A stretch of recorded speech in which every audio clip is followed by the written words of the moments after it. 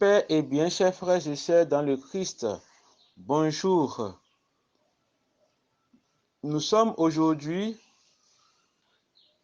au jeudi saint, dans la semaine sainte,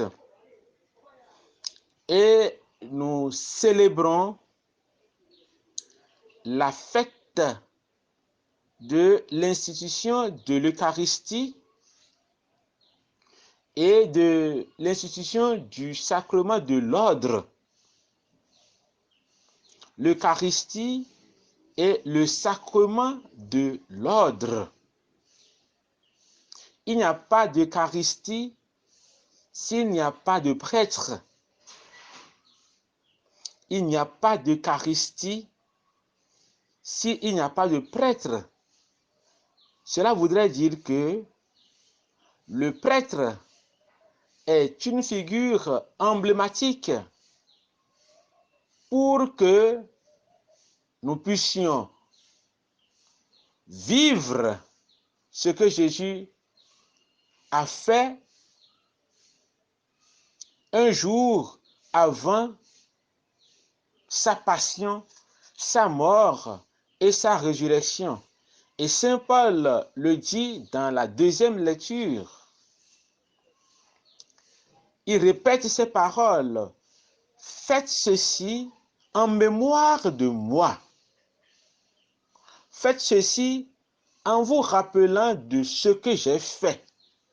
Donc, faites ceci dans ma pensée. Faites ceci dans l'intention dans laquelle j'ai voulu le faire. Et dans cette dynamique, en partant des deux sacrements, l'Eucharistie et le sacrement de l'ordre, je voudrais rappeler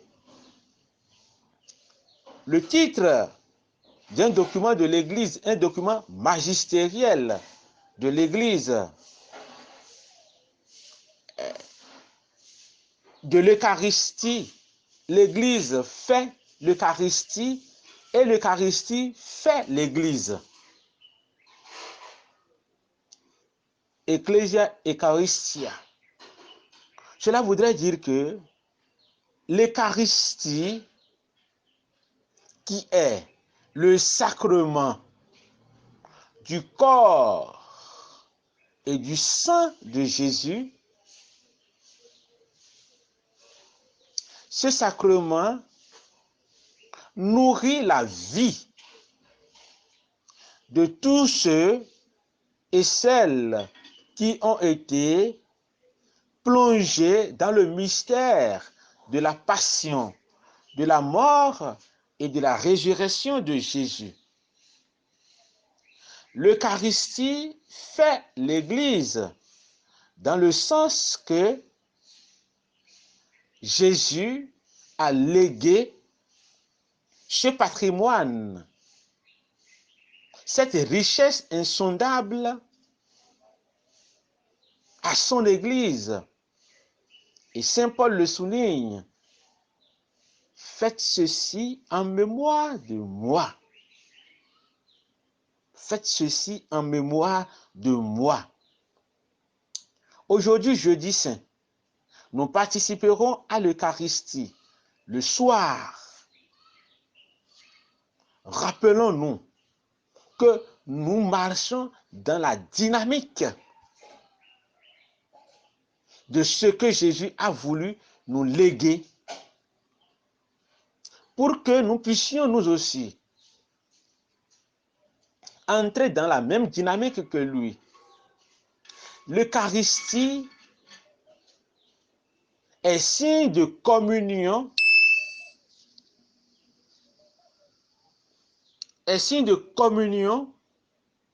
et d'unité. L'Eucharistie est signe de communion et d'unité. L'Eucharistie est signe de fraternité.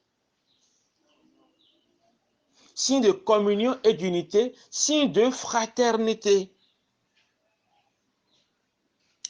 L'Eucharistie est signe de service et d'humilité.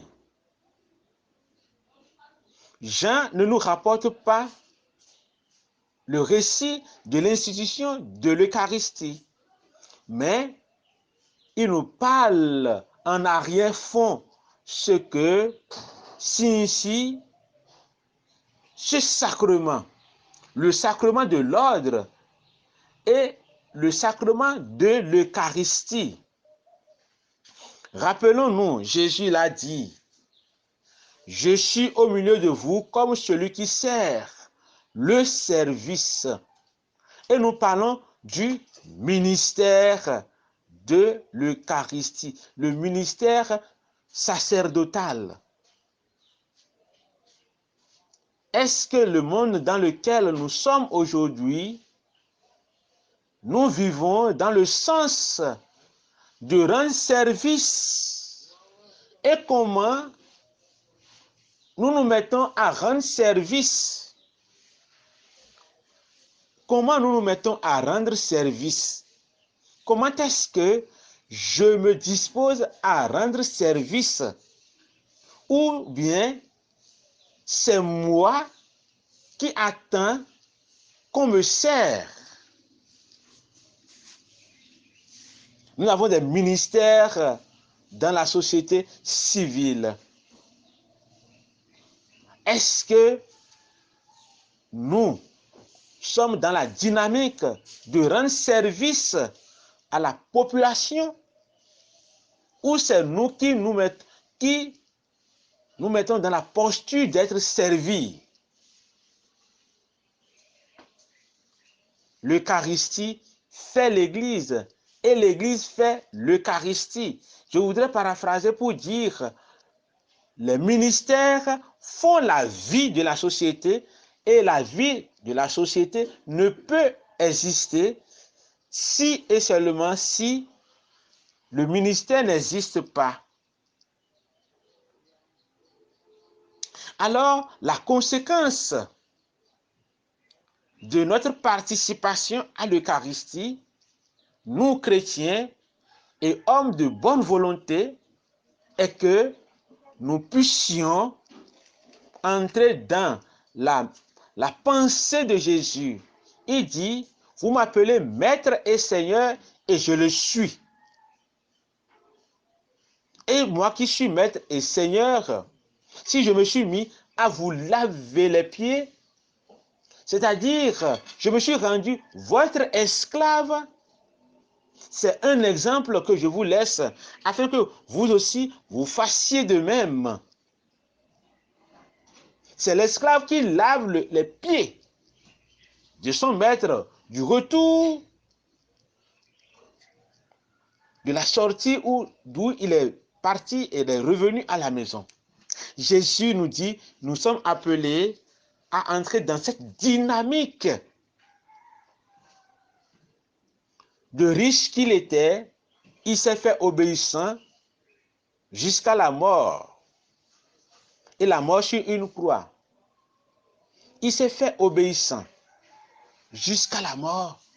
Et la mort sur une croix. Aujourd'hui, le monde a perdu le sens du service, le sens de la gratuité. La gratuité n'existe plus. Tout ce qu'on fait aujourd'hui, c'est par intérêt. Or, Jésus s'est donné librement et gratuitement. Est-ce que moi, chrétien, homme de bonne volonté, je sers gratuitement? Bien sûr que on nous dit dans l'Écriture, l'ouvrier mérite son salaire.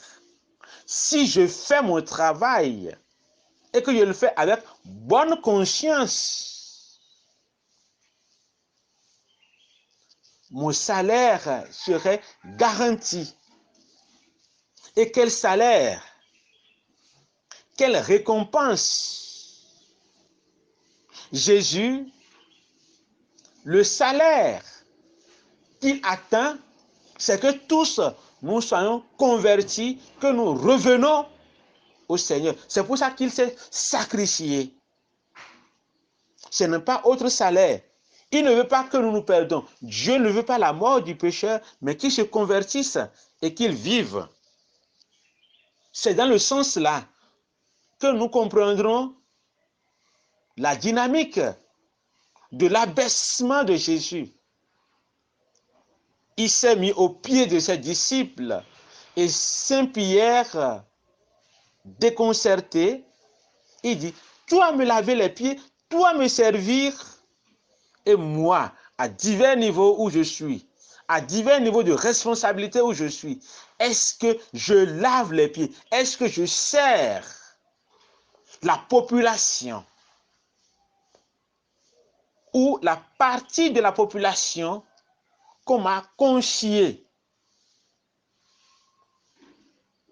Chers frères et sœurs, ce n'est pas une autre personne qui est dans la société civile et ce n'est pas une autre personne qui est dans l'Église. Prenons conscience de cela. Ce sont les mêmes personnes qui agissent en société, ce sont ces mêmes personnes qui viennent à l'Église. Mais est-ce que le modèle que Jésus nous propose impacte notre vie, notre quotidien? Est-ce que cela impacte notre quotidien? Nous avons été baptisés. Et dans le baptême, nous sommes élevés au rang de prêtres, de prophètes et de rois. Mais est-ce que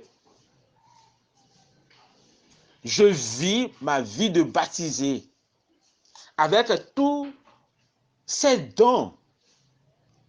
Est-ce que je vis cela dans l'Église? Ou je vis cela en société, dans mon ministère, dans mon lieu de travail? Jésus nous a laissé un modèle, un exemple.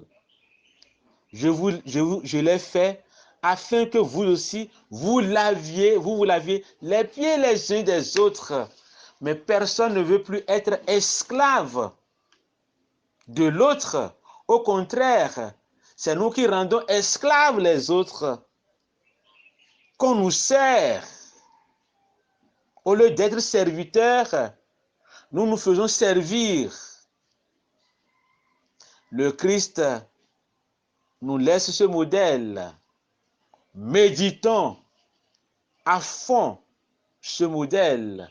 Servons-nous les uns les autres pour que triomphe la paix, la joie, la sérénité, la quiétude. Servons-nous les uns les autres par amour pour que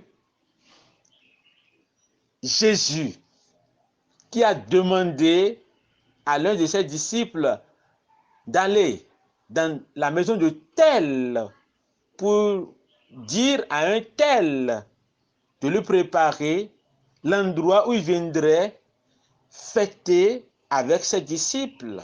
Et que chacun de nous, nous reconnaissons dans un tel que Jésus, de son passage, transforme